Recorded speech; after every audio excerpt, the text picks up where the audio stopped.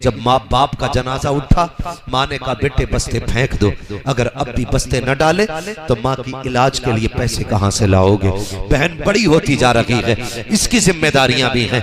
वो 10 साल का बच्चा कहता है ये हम फैसले नहीं करते हैं कि किसे कब बड़ा होना है, ये वक्त फैसले करता है किसे कब बड़ा होना है। कभी 20 साल का बंदा हो जाता है लेकिन शऊर नहीं आता है। कभी 10 साल के बच्चों को देखो, पूरी बुजुर्गी नजर आया करती है, एक एक रुपया संभाल के रखता है। यार होटलों में जाते हो खाने के लिए, तुमने देखा 8 साल का बच्चा आवाज दे के कहते हो प्यारे जरा ये प्लेट तो उठा, छोटू कह के आवाज देते हो तो 8 साल का बच्चा प्लेट उठाता है। हाँ हाँ, हमने होटल के अंदर देखा है, अगर उस बच्चे के हाथ से कोई चाय गिर जाती है, कभी मालिक थप्पड़ मारता है, कभी ग्राहक थप्पड़ मारता है, तुझे गैरत क्यों नहीं आती है? जरा इसकी मजबूरी तो देख, इसके बचपन के पीछे देख किस चीज ने इसे होटल में लाके खड़ा किया है। तुझे हाथ उठाते गैरत नहीं आई, कोई मजबूरी यहाँ लेकर के आई है।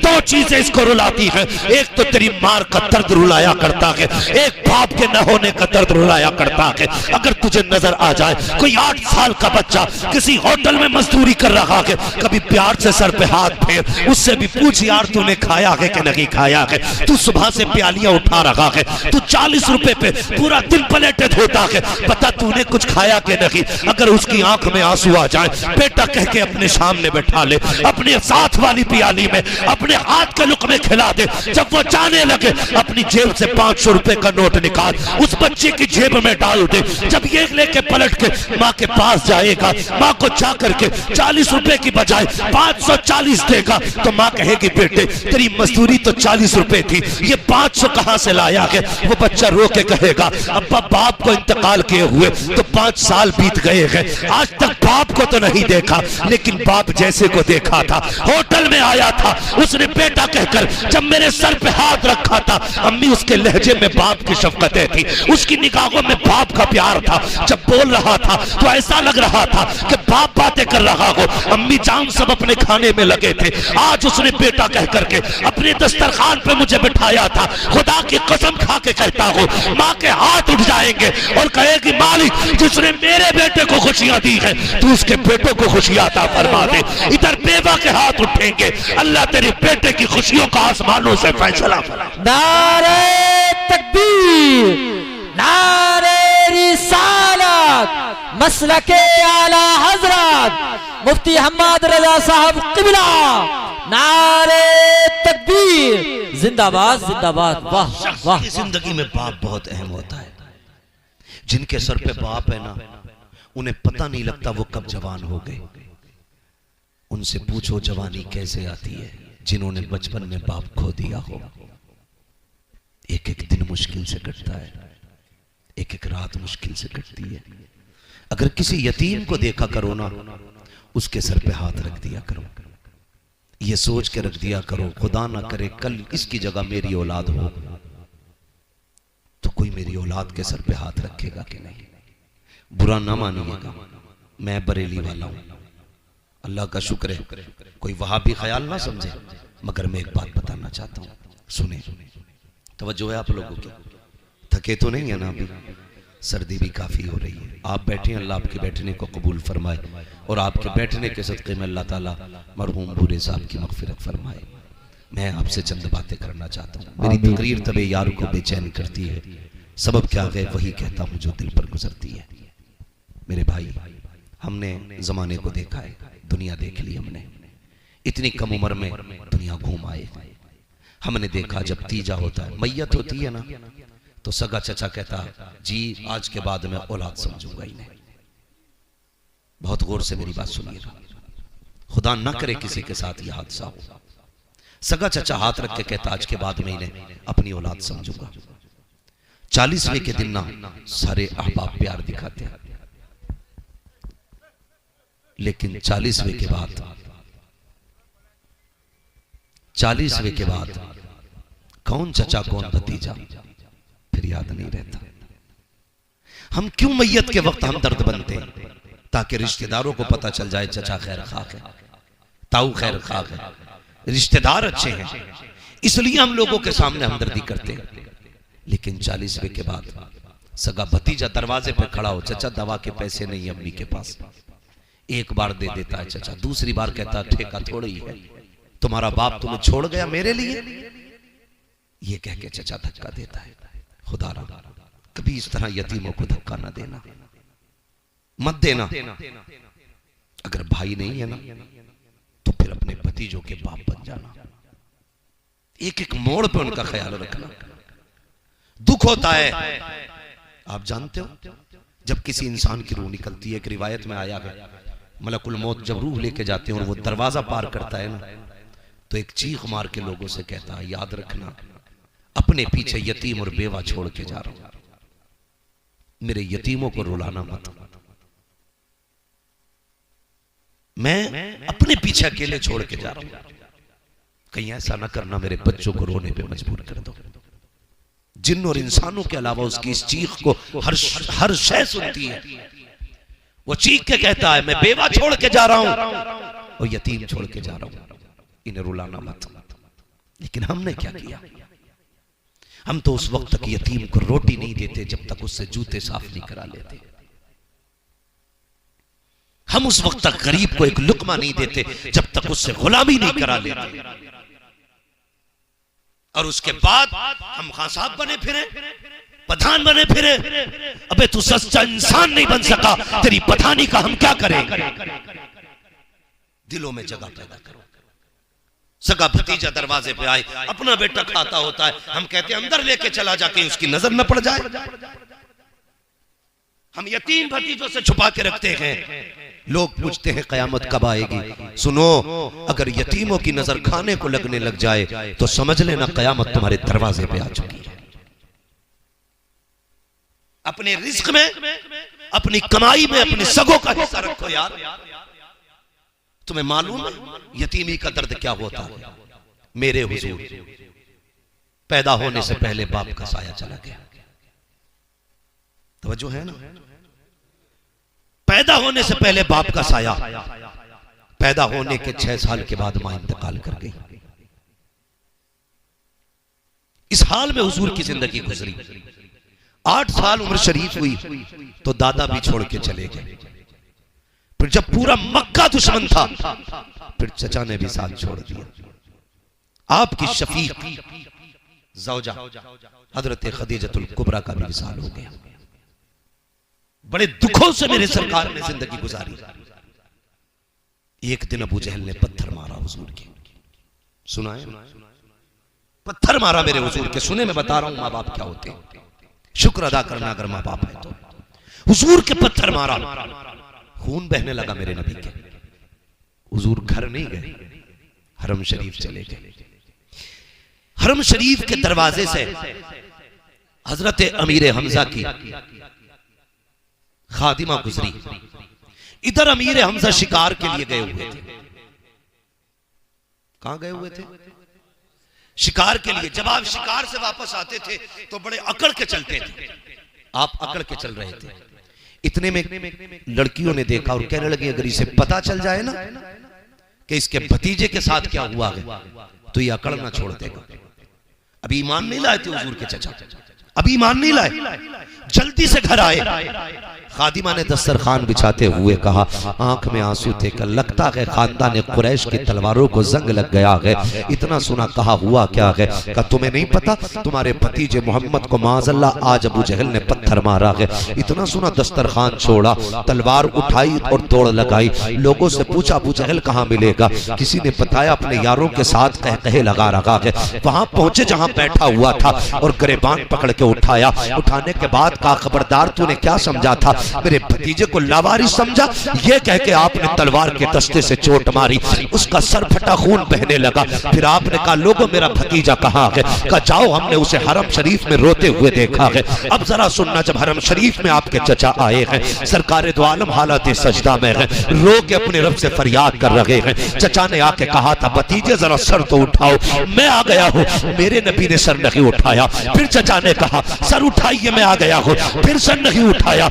तीसरी मर्तबा चचा ने कंधे पे हाथ रख के महबूब के जब उठाया के तो क्या देखते हैं, जहां सरकार ने सजदा किया के वो जमीन आंसुओं से तर हो चुकी है। सरकार ने उठा के कहा था, भतीजे अब तो राजी हो जा, मैं तेरा बदला लेकर के आया हूं। ये कह के बाजू बढ़ाए थे, सरकार ने अपने चचा के बाजू हटाए और कहा था आज मेरा कोई नहीं है, और रो के तारीख साथ जुमले कहे थे। आका ने फरमाया था, चचा अगर आज मेरा बाप होता तो किसी में हिम्मत नहीं थी जब मेरी तरफ आंख उठा के देख लेता।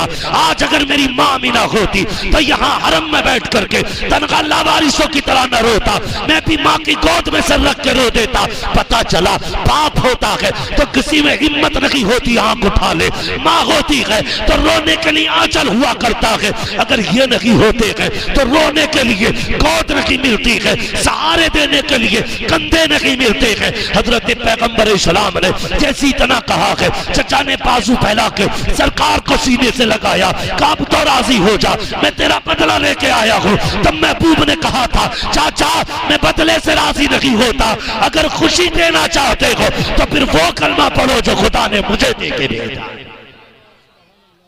ये बाप होता है, माँ बाप के बगैर जिंदगी मुश्किल होती है, बहुत मुश्किल होती है। इज्जत किया करो माँ बाप की, कदर किया करो माँ बाप की। माँ बाप सबसे ज्यादा प्यार अपनी औलाद से, सबसे ज्यादा प्यार अपनी औलाद से करते हैं। आपको मैं क्या बताऊं, मुझसे बड़ी बड़ी उम्र के लोग बैठे हुए हैं, जिंदगी सबके सामने, सबके सामने। खुदा की कसम माँ बाप के प्यार को कोई क्या तोलेगा, कोई नहीं तोल सकता। जब औलाद हो जाती है ना तो बाप नए कपड़े पहनना भूल जाता है, बेटी आ जाती है तो बाप घी खाना छोड़ देता है, दूध पीना छोड़ देता है। बीवी कहती है सरताज पीते क्यों नहीं दूध, कमजोर हो जाओगे। बेटी का मत्था चूम के बाप कहता है अरे क्या जरूरत है दूध घी की, जिस दिन इसे इज्जत से रुखसत कर लूंगा उस दिन मैं दुनिया का सबसे बड़ा पहलवान कहलाऊंगा।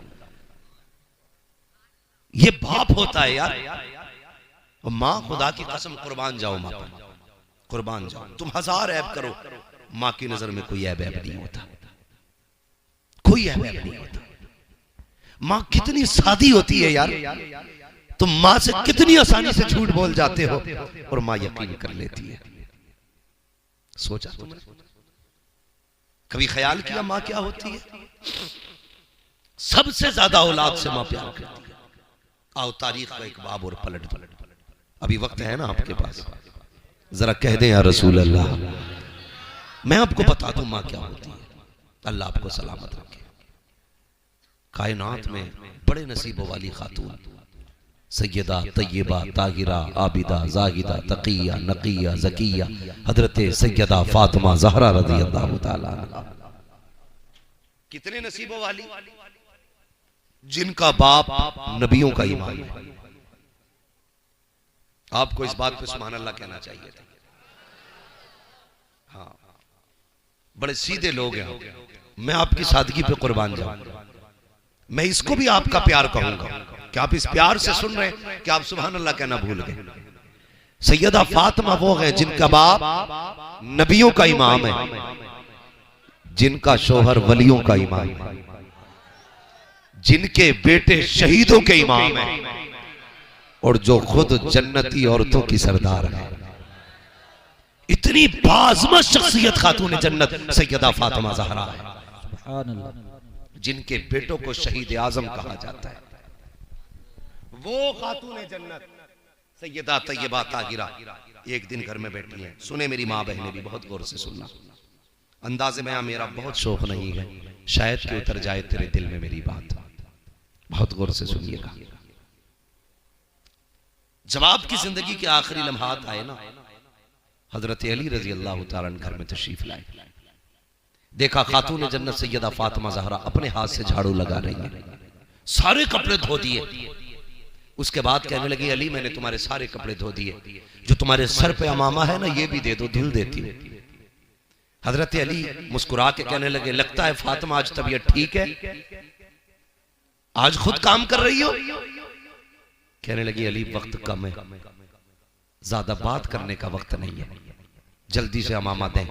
हजरत अली ने अपना अमामा उतार के दिया। खातून जन्नत उसको धुलने में लग गई। आप आए, कहने लगे कनीज से, क्या बात, आज फातिमा की तबीयत ठीक है? उसने रो के कहा, जब से सुबह हुई है ना, फातिमा मुझे कोई काम नहीं करने दे रही है। फातिमा मुझे कोई काम नहीं करने दे रही है। आप आए, कहने लगे फातिमा खैर तो है? कहने लगे अली वक्त कम है। जब आपने बेटे को नहलाया और कपड़े पहनाने लगी तो रोने लग गई। तब हजरत अली की समझ में बात आई। कहा था फातिमा खैर तो है, आज क्यों रो रही है? तो फरमाने लगी आज इसलिए रो रही हूं अली, आज मैंने बेटों को नहलाया है, कल खुदा जाने मेरे बाद कौन नहलाएगा। इतनी बात सुनी हजरत अली की चीख निकल गई। क्या कहना चाहती हो?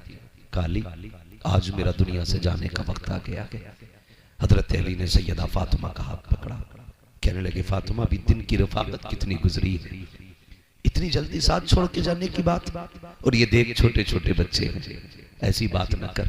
सैयदा कहने लगी अली, आज मैं फजर की नमाज पढ़ के मुसल्ले पे बैठी थी, मेरी आंख लगी तो मेरे बाबा तशरीफ लाए थे और फरमा रहे थे फातिमा आज सहरी अली के दस्तरखान पे खाई है, इफ्तार मोहम्मद के दस्तरखान पे करना है,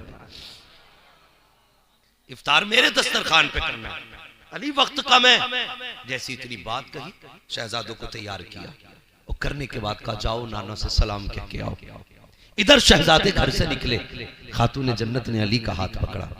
अली जरा आइए, आपसे कुछ बातें करनी है। अब मेरी बहनें भी गौर से सुने और भाई भी गौर से सुने, बेटे भी गौर से सुने।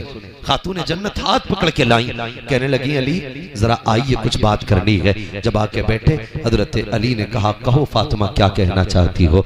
कहा अली पूरी जिंदगी तेरे साथ गुजरी है, अली जो जिंदगी के अयाम गुजरे हैं, ए अली अगर कोई खता हो गई हो तो माफ कर देना, कोई गलती हो गई हो तो माफ कर देना। अब हजरत अली की चीख निकल जाती है, खातून जन्नत मुझसे माफी मांग रही हो, माफी तो मुझे मांगनी चाहिए। जिस दिन से मेरे घर में आई हो अभी तक कभी सुख का तुमने एक सांस नहीं लिया है, दुख के सिवा तुमने कुछ नहीं पाया है। तुम सैयदुल अंबिया की बेटी हो, मेरे घर के अंदर आज तक तुमने पेट भर के खाना नहीं खाया। खातून जन्नत मुझे माफी मांगनी चाहिए। सैयदा फातिमा ने कहा था अली हो सकता है जिंदगी में कोई खता हो गई हो, तुमने कपड़े धोने के लिए कहा हो, मुझसे धुलने में ताखिर हो गई हो, तुमने रोटी बनाने का हुक्म दिया है, मुझसे बनाने में देर हो गई हो, ए अली ऐसा हो गया हो तो माफ कर देना। हजरत अली ने कहा फातिमा जाओ, मैंने रब की रजा के लिए माफ किया। अगली बात खातून जन्नत की सुनना, आपने फरमाया ए अली जब तक मैं तुम्हारे निकाह में थी उस वक्त तुम्हें दूसरे निकाह की इजाजत न थी, आज फातिमा जा रही है और तुम्हें आजाद करती है, तुम जिससे चाहे निकाह कर लेना। अल्लाह अकबर। उसके बाद जब तीसरी बात की बारी आई है, जरा दिल थाम के सुनना, खातून जन्नत ने कहा था ए अली मेरे बाद निकाह करोगे, अपना घर भी बसाओगे, बीवी तुम्हारे बिस्तर पे आएगी, लेकिन ए अली जहां 29 रातें अपनी बीवी के साथ गुजारा करो, एक रात मेरे बच्चों के साथ गुजार लिया करना। ये माँ हुआ करती है, ए अली एक रात मेरे बच्चों के साथ गुजार लिया करना। खातून जन्नत किस लिए? कब मेरे बगैर बच्चे पता नहीं कैसे जिंदगी गुजारेंगे। ए अली ये हमेशा मेरे दामन से जुड़े रहते हैं, अगर मैं न रही तो कल इन्हें मेरी याद आएगी। अली बीवी में इतने मसरूफ ना हो जाना, मेरे बच्चों को भी देख लिया करना। ये माँ होती है, जाते जाते बच्चों का ख्याल करती है। और खातून जन्नत ने कहा था ए अली तुम्हें दूसरी बीवियां मुबारक हो, लेकिन कभी मेरी याद आ जाया करे तो कब्रिस्तान भी आ जाया करना अपनी फातिमा से मुलाकात करने के लिए। फातिमा इंतजार करती रहेगी। अल्लाह अकबर। इधर ये बात कही है, उधर शहजादे दौड़ते हुए आ जाते हैं। माँ ने बेटों को देखा, अरे शहजादे इतनी जल्दी? कहा हाँ। कहा किस लिए? कहा हुजूर के रोजे पे गए। अंदर से आवाज आई शहजादो नाना तो फिर भी मिल जाएंगे लेकिन माँ नहीं मिलेगी, जाओ माँ की खिदमत में चले जाओ। हमने कहा ये क्या मतलब है? तो कहा था तुम नहीं जानते हो, माँ का दुनिया से जाने का वक्त आ गया है। हमने कहा आप कौन है? कहा मुझे इब्राहिम खलीलुल्लाह कहा जाता है। कहा किस लिए आए हो? कहा मैं ही नहीं बल्कि सारे नबियों की रूह हजरत फातिमा की रूह के इस्तकबाल के लिए आई है। नारे तकबीर, नारे रिसालत, मसलके आला हजरत उलमाए अहले सुन्नत हजरत मुफ्ती हम्माद रजा साहब क़िबला। नारे तकबीर।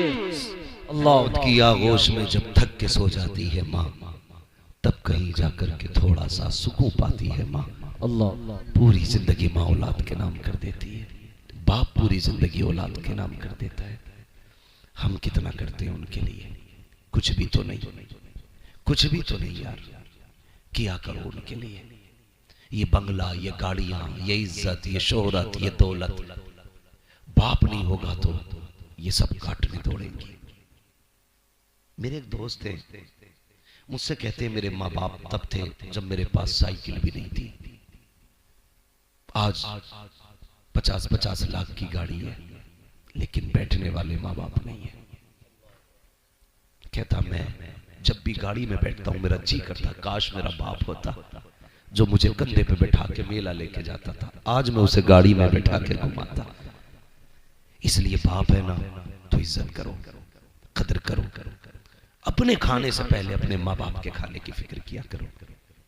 अपने खाने से पहले लोग पूछते मालदार कैसे होते, मैं कहता हूं अपनी दौलत माँ बाप पे खर्च करना शुरू कर, अल्लाह तेरे खजानों में दौलत के ढेर लगा डाले। सुभान अल्लाह। इज्जतें यूं ही नहीं मिला, इसमें किसी की दुआएं शामिल होती हैं।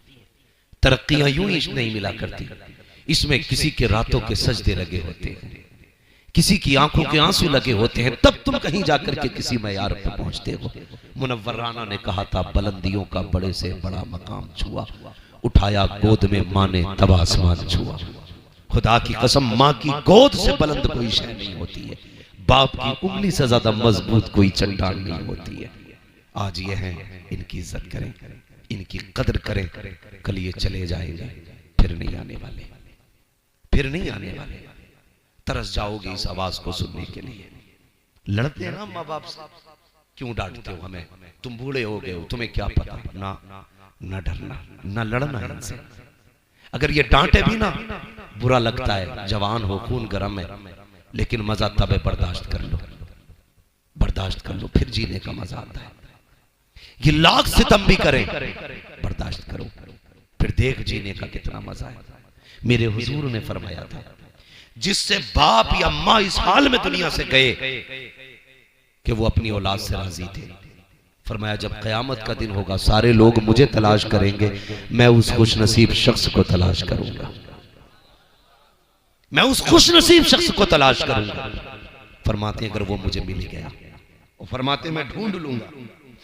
उस्ताद ज़मान अल्लामा हसन रज़ा ने कहा था अजीज बच्चे को माँ जिस तरह तलाश करे, खुदा गवाह है वही हाल आपका होगा, खुदा गवाह है वही हाल आपका होगा। हुजूर फरमाते मैं पंजों के बल उठ उठ के देखूंगा कोई मेरा उम्मती जन्नत से रह तो नहीं गया।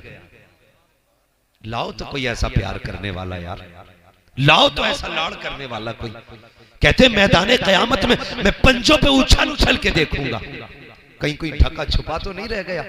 फरमाते जिसके सीने में राई के बराबर भी ईमान होगा ना, मैं उसे जहन्नम से निकाल के भी जन्नत में दाखिल करूंगा, जहन्नम से निकाल के उसे जन्नत में लेके जाऊंगा। ये हुजूर ने कहा है। हुजूर फरमाते मैं जिसके माँ बाप उससे राजी होकर दुनिया से गए होंगे ना, फिर मैं उसका हाथ पकड़ूंगा और उसे रब की बारगाह में लाऊंगा और कहूंगा मालिक ये वो खुशनसीब बंदा है जिसने अपने माँ बाप की रजा हासिल की। पहले रब से बख्शवाऊंगा, फिर उसको पुलसिरात पार कराऊंगा। कहते हैं फिर अपने हाथों से उसे हौज़े कौसर के जाम पिलाऊंगा। कहते हैं फिर हाथ पकड़ के मैं उसे जन्नत में छोड़ के आऊंगा। खुदा की कसम हर शख्स ये चाहता है वो नसीब वाला शख्स मैं हूं, अल्लाह मुझे बना दे। अगर आप उस खुशनसीब शख्स की तरह बनना चाहते हो तो फिर कोशिश करना माँ बाप की खिदमत करनी है। करेंगे इंशाअल्लाह, बोलो इंशाअल्लाह। माँ बाप की खिदमत करेंगे इंशाअल्लाह। हाँ खिदमत कीजिएगा। एक बात बता दो, लोग कहते हैं जी मैं बड़ी खिदमत करता हूं अपने अब्बा की, और बाप से अगर पूछो ना औलाद प्यार करती है कि नहीं, अगर औलाद एक वक्त की रोटी भी नहीं देती ना, बाप फिर भी कहता तीनों टाइम घी से लगा के दे रहा है। बाप फिर भी कहता 3 टाइम घी से खिला रहा मेरा बेटा। क्यों? डर से नहीं, सिर्फ इसलिए कि मेरा बेटा रुसवा ना हो जाए। वो जुमे के दिन मस्जिद में आएगा, लोगों के बीच बैठता है, खड़ा होता है चौक में। अगर मैंने कह दिया मेरा बेटा मुझे रोटी नहीं देता, फिर मेरा बेटा किसी चौक में खड़े रहने के लायक नहीं रहेगा, लोग ताने दे के मार देंगे। इसलिए बाप झूठ ही कहता रहता मेरा बेटा बड़ा अच्छा है, लेकिन अगर समझना है ना बाप अच्छा है कि बेटा, तो सिर्फ इतना समझ लेना। सर्दी आ रही है, गांव के अंदर आदत होती है हम रोड पे आग जला होती है कि नहीं? कभी पराल लगा ली, कभी कंडे जला लिए, कभी लकड़ी जला ली, जो मिल जाए। कुछ नहीं मिला, चप्पल ही जला ली। कचड़े वाले बन जाते, पूरे मोहल्ले का प्लास्टिक बीन लिया, सारा जल रहा है। और बैठे लोग मुंह काले हो गए, हाथ काले हो गए, मजा आ रहा है आपके। जब तक आग है तब तक बैठना समझ में आता है, लेकिन फिर वो मंजिल भी आती है कि आग बुझ जाती है, राख रह जाती है। देखा होगा ना? बोले अगर देखा हो तो राख ही रह जाती है ना, तो बस लोग छोड़ जाते हैं। अगर राख रहने के बाद भी कोई बूढ़ा तुम्हें राख के पास बैठा दिखे तो समझ लेना इसकी औलाद इसकी इज्जत नहीं करती है। अगर इसकी औलाद इसकी इज्जत करती तो ये बूझी राख के आगे नहीं बैठा होता, घर में इसके लिए कंबल लगा होता, रजाई में बैठता, इसका जी चाहता तो चूल्हे पे बैठ के रोटी खाता। लेकिन बुरा हो उस औलाद का जिस बाप ने पूरी जिंदगी में एक छत बनाई थी, बुढ़ापे में उससे वही छत छीन ली जाती है और कहते हैं अब भी तुम घर में ही पड़े रहोगे, बाहर निकलो। यार इसकी पूरी जिंदगी तो बाहर गुजर गई, अब तो कम से कम इसे छत में रहने दिया जाए, अब तो इसे छत में रहने दिया जाए। अगर चाहते हो अल्लाह और उसका रसूल राजी हो तो माँ बाप को राजी करो। सुनो, अगर बत्ती हर जुमेरात जलाने जाते हो, रोज अगर बत्तियां सुलगाने मजारों पे जाया करते हो, सबसे बड़ा मजार तेरा बाप है, सबसे बड़ी दुआओं की जन्नत तेरी माँ है। मजार पे बाद में जा, इनके कदमों में पहले बैठा करो। खुदा की कसम खा के कहता हो, अगर माँ बाप नाराज है तो वली की बारगाह तो क्या, काबे में भी जाके कुछ नहीं मिल सकता। माँ बाप को राजी कर ले, घर बैठे बैठे खुदा तेरी सारी जरूरतें पूरी फरमा दे। नारे तकबीर, नारे रिसालत, मसलके आला हजरत मुफ्ती हम्मद रजा साहब किबला, नारे तकबीर, सुभान अल्लाह, जिंदाबाद। आखिरी बात और कह जाऊं, ये मेरी बातें वो थी जो तुम्हें एक एक बात याद रखनी है, इससे हटे तो खैरियत नहीं है। ना मैं यहां नारे लगवाने आया, आप मेरे इलाके के हो, मैं आपके इलाके का हूं, मुझे आप अच्छी तरह जानते हो, मैं आपको अच्छी तरह जानता हूं। यहां कोई किसी को समझाने बुझाने नहीं आया था, सिर्फ इसलिए आया था ताकि हमारी जिंदगी में जो कमियां हैं कम से कम किसी एक लेवल की कमियों से तो दूर हुआ जा सके, सिर्फ इसलिए आया था। आज बुरे भाई कब्र में है, खुदा की रहमतों के सिवा कोई सहारा नहीं है। एक दिन हमारा भी वही ठिकाना बनना है। खुदा रा सबसे बड़ी तकलीफ हमारे मुआशरे और सोसाइटी में यह है, इस बात को सारे भाई मेरे सुने, बाप के इंतकाल के बाद भाई बीवियों के पल्लू से ऐसे लिपट जाते हैं कि फिर वो सारे रिश्ते भूल जाते हैं। अगर बाप इंतकाल कर गया तो भाइयों की जिम्मेदारी है वो बहनों को बाप का प्यार दे। वो मैं हूं या आप हो, आपकी घर की बात हो या मेरे घर की बात, ऐसा नहीं होना चाहिए। बहन दरवाजे पे आए बाप के इंतकाल के बाद, बीवी कहे इससे कह कि ये कम आया करे, और तू कुत्ते जैसी शक्ल बना के उसे देखे, कुत्ते जैसी सूरत बना के उसे देखे, ये नहीं होना चाहिए। अगर तुझे पता चले मेरी बहन आ रही है तो जैसे बाप बेटी के आने पे खुश होता था, तू बहन के आने पे मुस्कुरा दे। खुदा की कसम तेरे चेहरे में उसे बाप का चेहरा नजर आ जाएगा, तेरी मुस्कुराहट में बाप की मुस्कुराहट नजर आएगी। लोग कहते हैं मैंने बाप के 40वें पे 20 देगे बनवाई थी, आधे इलाके को खिलाया था। अरे लानत हो तेरे खिलाने पे, अगर तेरे अपने रूठे बैठे हैं कोई फायदा नहीं है। अगर बाप को राहत देना चाहता है तो रूठे भाई को मना ले, बाप की रूह को तसल्ली मिलेगी। रूठी बहन को मिला ले, बाप को नाराजी मिलेगा। अगर चाहता है कि कब्र में बाप राजी हो जाए, माँ की खिदमत कर ले, खुदा भी राजी हो जाएगा, कब्र में तेरा बाप भी राजी हो। वाह वाह, सुभान अल्लाह, सुभान अल्लाह, बहुत खूब, माशाअल्लाह, इंशाअल्लाह करेंगे इंशाअल्लाह। कोशिश ये कीजिएगा माँ बाप के बाद रिश्तेदारों को उनका रिश्ता देना। वो भाई खुशनसीब होता है जो बहनों को बाप के बाद बाप का प्यार दे। वो भाभियां नसीब वाली होती हैं जो सास के बाद नंदों को मां का प्यार दे। किसी के खाने से कम नहीं होता, अलबत्ता किसी के आने से रिस्क में बरकत जरूर हो जाया करती है। वो कहा था ना किसी ने, अल्लाह मेरे रिस्क की बरकत न चली जाए। 2 रोज से घर में कोई मेहमान नहीं है, अगर मेहमान आते हैं अल्लाह रिस्क में बरकत अता करता है। बहनें लेने नहीं आती, बहनें देने आया करती हैं। जाओ, यकीन ना हो तो आजमा लेना। जिसके घर में बरकत ना हो लेकिन बेटी हो, बरकत ना हो बहन हो, बेटी बहन को आगे बैठाना, मुसल्ला बिछाना और उसका दुपट्टा पकड़ के कहना मालिक इस बेटी का सदका अता कर दे, इस बहन की खैरात दे दे। हाथ नीचे बाद में आएंगे, खुदा की रहमतों की बारिशें पहले शुरू हो जाएंगी। सुभान अल्लाह, सुभान अल्लाह। बहुत इंशाअल्लाह बोले इंशाअल्लाह। अल्लाह हम सबको अपने रिश्तेदारों की कदर करने की तौफीक अता फरमाए, माँ बाप का एहतराम करने की तौफीक अता फरमाए। पूरे भाई कब्र में हैं, अल्लाह उनकी बेहिसाब मग़फ़िरत फरमाए, उनकी औलाद को सब्र जमील अजर जजील अता फरमाए। जितने भी महफिल में आके बैठे हैं मौला सबकी हाजिरी कबूल फरमाए। जिनके वालिदैन दुनिया से जा चुके हैं अल्लाह उनकी बेहिसाब मग़फ़िरत फरमाए।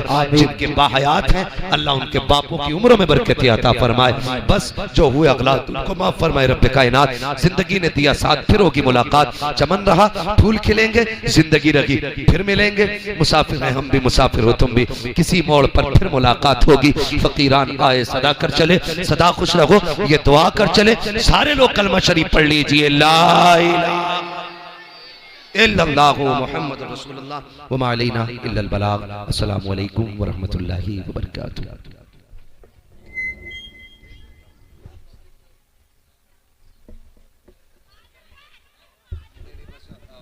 आखिरी फरमाइश मुझसे कहा गया हुजूर का शजरा बयान कर दिया जाए, लेकिन मेरा मसला है कि ये भी है, मैंने आप सब तक हाथ उठा के सुभान अल्लाह नहीं कहलवाया चेयरमैन साहब, मैं जबरदस्ती नहीं करता हूं। मैं एक बात जानता हूं, सुभान अल्लाह का ताल्लुक दिल से होता है। जिसके सीने में जितना इश्क होता है उतनी जोर से बंदा सुभान अल्लाह कहता है, उतनी जोर से बंदा सुभान अल्लाह कहता है। और हाथ इसलिए नहीं उठवाता, मर्जी है आपकी, महफिल उनकी है तो सुभान अल्लाह भी वही कहलवाएंगे जिससे वो चाहते हैं, उससे अपने रब का नाम दिलवा देते हैं। इसलिए मैं कभी किसी को मजबूर नहीं करता, टांग उठा के कहो, हाथ उठा के कहो, उछल के कहो, कूद के कहो। क्यों भाई, इंसान का बच्चा नहीं, बंदर का बच्चा जो उछल के कहेगा। बैठ के सुभान अल्लाह जिसकी मर्जी कहे, जिसकी ना कहे वो ना कहे।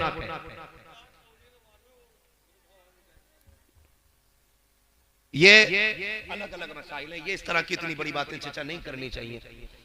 हमने ये देखा है कि बड़े बड़े बुजुर्गों को भी फालिज की बीमारियां हुई हैं।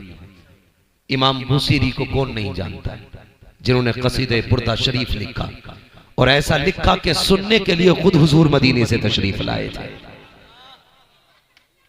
तो ये बीमारियां, ये बात आपने कह दी तो कह जाऊं, बीमारियां ये अल्लाह की तरफ से इनाम होती हैं। अल्लाह जिस बंदे को करीब करना चाहता है ना, उसे बीमार करता है, क्योंकि बंदा जितना बीमार होता है उतना ही रब से करीब होता चला जाता है। हम किसी बीमारी को नहुसत नहीं कहते, अपने रब की रहमत कहते। जब हम अच्छे मजबूत थे उसकी बारगाह में ना आ सके, मुसीबत में मुब्तला हुए, तो फिर हमने कहा मालिक बस अब तू ही है। जब हमने इतना कहा तो उसकी रहमतों ने झोलियां खोल दी और वो कहता अब आ गए ना तो जा, तुझे किसी की जरूरत नहीं, मैं काफी। इसलिए वो बंदे को आजमाता है ताकि वो पलट के उसकी तरफ आए, पलट के उसकी तरफ आए। और दूसरी बात, बंदा जब बीमारी में हो और जब उससे कोई पूछे क्या हाल है, वो कह दे खुदा का शुक्र है। अल्लाह कहता है ये मेरा यार हो गया है, अब इसके सारे गुनाह बख्श दिए जाए। लेटे लेटे जन्नत मिल रही है, वो तो निहायत सस्ता सौदा बेच रहे हैं जन्नत का। हम मुफलिस का मोल चुकाएं, अपना हाथ ही खाली है। हाँ, आवाज आती है हम तो माइल व करम है, कोई साइल ही नहीं, राह दिखलाएं किसे रह रवे, मंजिल ही नहीं। और जब उनके देने की बात आए तो हम फख्र से कहते हैं कौन देता है देने को मुंह चाहिए, देने वाला है सच्चा, देने वाला है सच्चा, हमारा नबी। अब मैं आपसे कह रहा हूं कि मैं शजरा पढ़ूंगा, मैं हाथ का इशारा करूंगा तो आपको सुभान अल्लाह कहना। समझ गए ना? बात पक्की रहनी चाहिए, बीच में धोखा ना दे देना। जब मैं हाथ का इशारा करूं आपको सुभान अल्लाह कहना। मैं क्यों कह रहा हूं उसकी भी वजह बता दूं। जब आप सुभान अल्लाह कहोगे ना तो मुझे सांस लेने का मौका मिल जाएगा। सच्चा बात सच्ची अच्छी रहती है, ठीक है जी। आप सुभान अल्लाह कहेंगे, मैं बीच में सांस ले लूंगा, मुझे आराम मिल जाएगा, आपको नेकी मिल जाएगी, और हो सकता है आपकी नेकी के सदके में मुझे भी नेकी मिल जाए। जरा बोलते कहते सुभान अल्लाह। माशाअल्लाह। अभी तक चौधरी साहब, ये आपके गांव के बच्चे इतने अच्छे हैं तो जवान कितने अच्छे होंगे। मुकदमे तो नहीं चल रहे आपस में। अल्लाह सबको सलामत रखे, अल्लाह इन बुजुर्गों की उम्र में भी बरकत अता फरमाए। ठीक है जी, चले आगे। ये आप जो हो ना एक डिस्प्ले की तरह हो, और जितनी डिस्प्ले अच्छी होती है चीज उतनी अच्छी लगती है। डिस्प्ले अच्छी हो तो चाइनीज चीज भी बिक जाती है, और डिस्प्ले ठीक ना हो तो नोकिया का माल भी रखा रहता है। ठीक है जी। तो जो आगे वाले लोग हैं ना, आपको जरा और ज्यादा बेदार रहना। जरा आगे वाले बोल दें सुभान अल्लाह। माशाअल्लाह इतनी तेज आवाज निकल रही है, मेरा यकीन है ये बात आवाज मदीने तक जा रही होगी। और हमारा अकीदा यह है वल्लाह वो सुन लेंगे, फरियाद को पहुंचेंगे।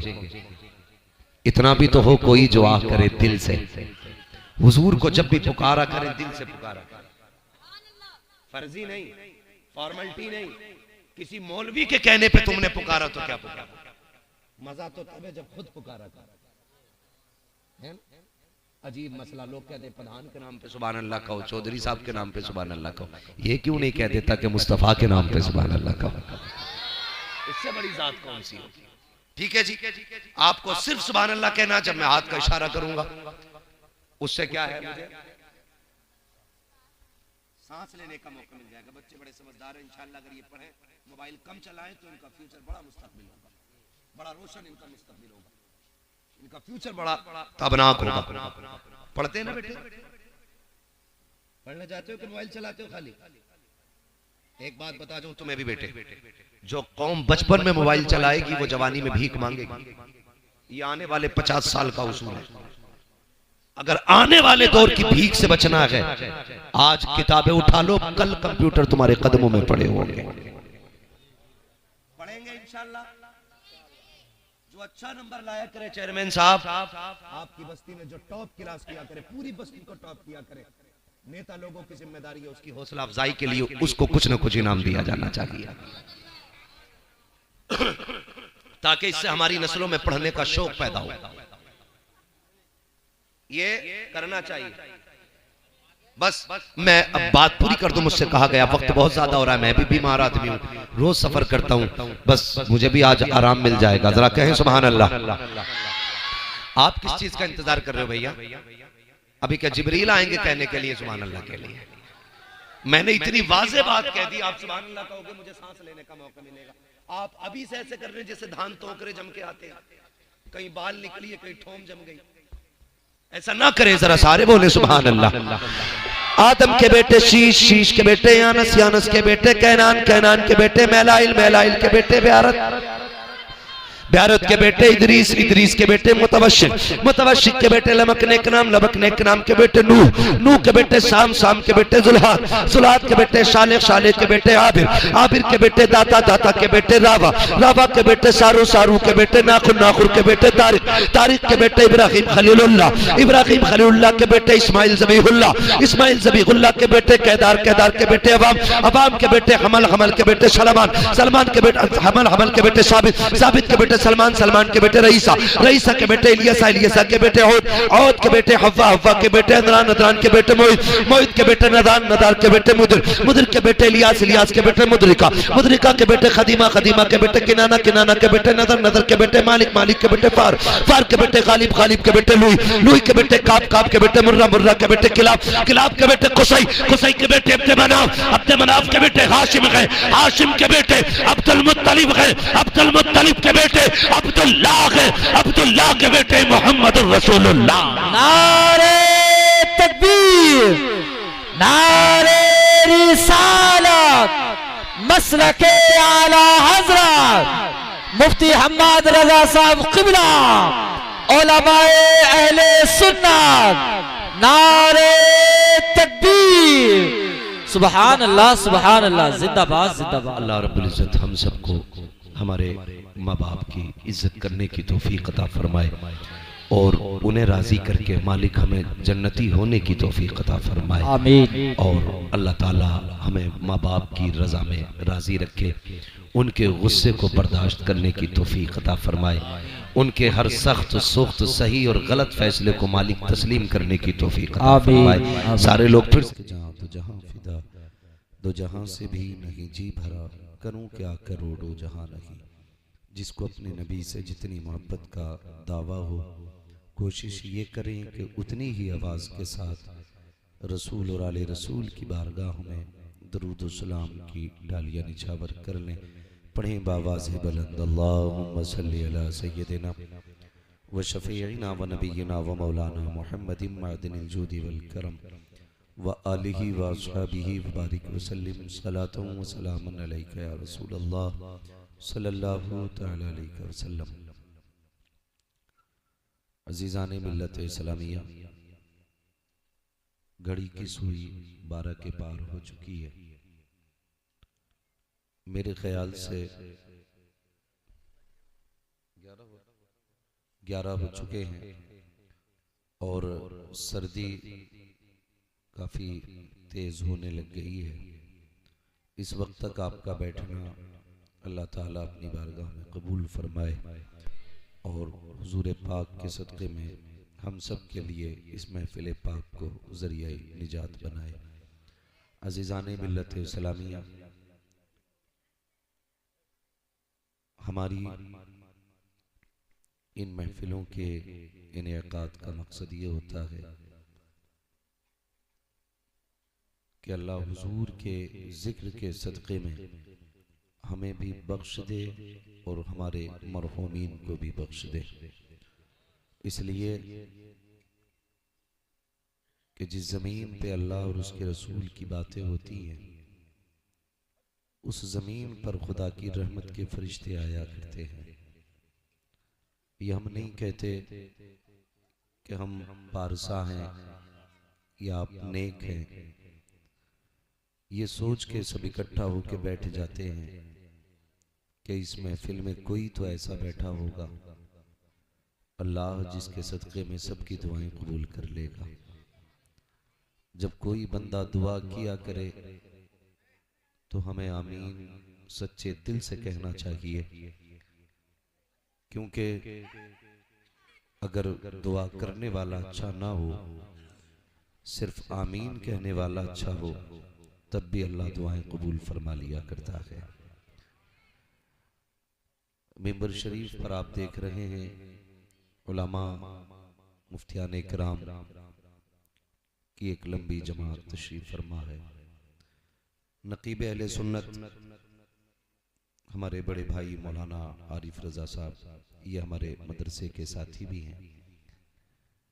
अल्लाह ताला इनकी उम्र में बेपनाह बरकतें अता फरमाए और मेरी जमात के जितने लोग मिंबर शरीफ पे बैठे हैं, अल्लाह सबके इल्म व अमल और उम्र में बरकतें अता फरमाए।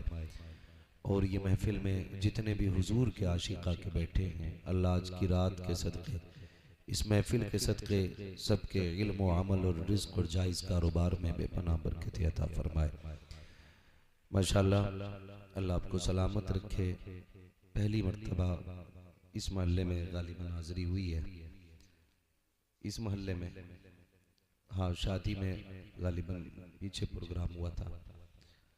अल्लाह ताला आपको सलामत रखे और अली जनाब मरहूम बूढ़े साहब, अल्लाह उनकी नस्ल को सब्र जमील अजर जजील अता फरमाए और हर औलाद को अपने वालिदैन की मगफिरत की महफिलें मुनाकिद करने की तौफीक अता फरमाए।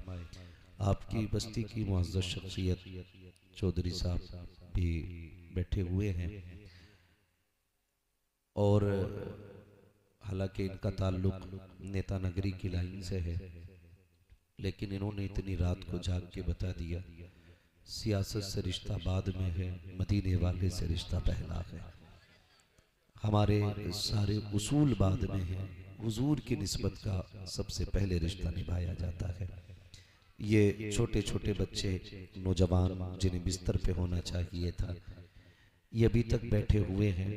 गोया इनके बैठने का मकसद और इनका मुद्दा यही है, उजाले अपनी यादों के हमारे साथ रहने दो, न जाने किस गली में जिंदगी की शाम हो जाए। अजीज़ाने मिल्लत इस्लामिया, मैं बहुत ज़्यादा लंबी गुफ्तगू नहीं करूँगा क्योंकि मेरी भी तबीयत अलील है। थोड़ी देर के लिए हाज़िर खिदमत हूँ। दुनिया में यूं तो सारे रिश्ते अहम होते हैं, लेकिन बाप के रिश्ते की मिसाल नहीं मिलती। बाप का औलाद से उतना ही गहरा ताल्लुक है जितना इंसानियत की पुरानी तारीख है।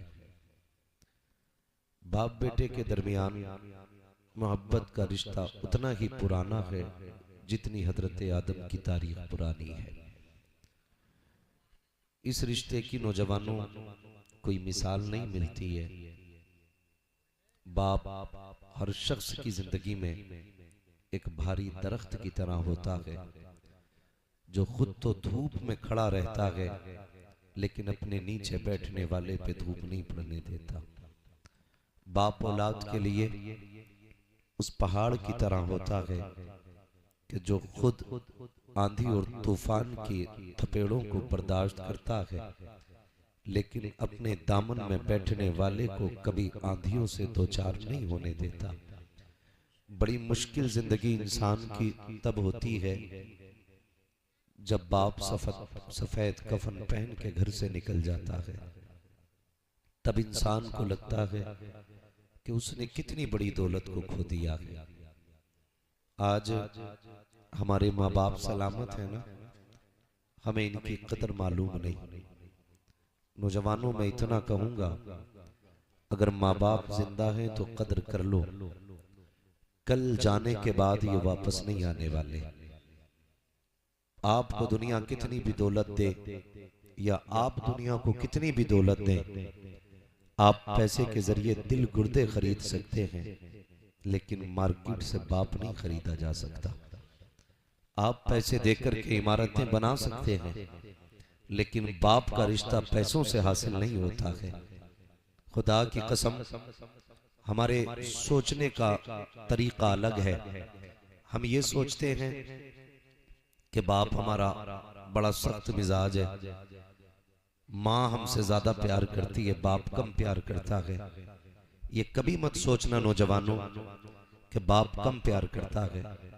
अगर उसकी मोहब्बत को तोलने की आप कोशिश करें तो यकीन करें, बरसात में माँ तो छत के अंदर बैठी रहती है, भीग के कमाने के लिए बाप जाया करता है। सर्दी के मौसम में माँ तो कंबल में बैठी रहती है, बगल में हाथ दे के मंडी में बाप खड़ा होता है। आप अगर गौर करें, गर्मी में छत के नीचे माँ बैठी रहती है, लेकिन सूरज की गर्मी में बोझ उठाने की मशक्कत सिर्फ बाप उठाया करता है। आप कहते हो कि बाप प्यार नहीं करता, जाओ कभी मंडी और मेलों में जाके देखो, ये अपनी औकात से ज्यादा बोझ उठाया करता है। कभी मंडियों में जाके देखो, ये अपनी हैसियत से ज्यादा मेहनत करता है। कभी पूछना यार, 60 साल में तो हर शख्स आराम चाहता है, किस चीज ने तुझे मंडी में लाके खड़ा कर दिया? तो 60 साल का बाप भी ये कहता है कि बेटे के स्कूल का कोर्स आना बाकी है, मेरे पास पैसे नहीं थे, बुढ़ापे में मंडी में आके खड़ा हो गया ताकि बेटे के कोर्स की फीस पूरी कर सकूं। मेरे यार, आज बाप बूढ़ा हो गया है, तो इसे अजनबियों की तरह घर से बाहर ना निकालना। आज बाप कमजोर हो गया है, तो इसे बैठक में ना फेंकना। अगर ये किसी काम का नहीं रहा है तो इतना समझ लेना, ये तेरे लिए दुआओं के लिए बाकी है। अगर ये चल नहीं सकता है, फिर इसकी सांसें तेरी बरकत का बाइस बनेगी। इन्हें उठा के घर से बाहर न फेंकना। अगर बाहर ये चले जाएं तो मना के घर में लेके आ जाया करो। कभी इसके पैर पकड़ के कहा करो, बाप तेरी जिंदगी हमारे लिए गुजर गई, अब ये जिंदगी के आखिरी लम्हात आए हैं, आज तेरा बचपन लौट आया है, हमारी जवानी है, अब तुझे दुख उठाने की जरूरत नहीं। खुदा ने तुझे 4 बेटे जवान दिए हैं, अब तू बैठ के खाएगा, तेरे बेटे चल के खिलाएंगे। अपने बाप के साथ ये सुलूक किया करो। खुदा की कसम खा के कहता हूं लोगों, हो सकता है 70 वलियों की खुदा दुआ टाल दे, लेकिन कभी माँ बाप की दुआ नहीं टाली जाती है, कभी माँ बाप की दुआ नहीं टाली जाती है। लोग कहते हैं बाप का लहजा बड़ा सख्त होता है, तो सुने प्यारे, सूरज देखा है, देखा है सूरज, जो आगे बैठे वो बोले, देखा है ना सूरज। सूरज की फितरत होती है गर्म होना, ठीक है जी। चांदनी कैसी होती है, माशाल्लाह हमारे बुजुर्ग बैठे हैं, अल्लाह इनकी उम्र में बरकत अता फरमाए, ये कह रहे हैं बहुत नर्म होती है। यानी चांदनी की फितरत है ठंडा होना, और सूरज की फितरत है, सूरज की फितरत है, जोर से, सूरज की फितरत है गर्म होना। मां चांदनी की तरह होती है, बाप सूरज की तरह होता है। बाप सूरज की तरह होता है, गर्म होता है, लेकिन अगर सूरज ना निकले तो रात होती है। मैं कुछ समझाना चाहता हूं, अगर सूरज ना निकले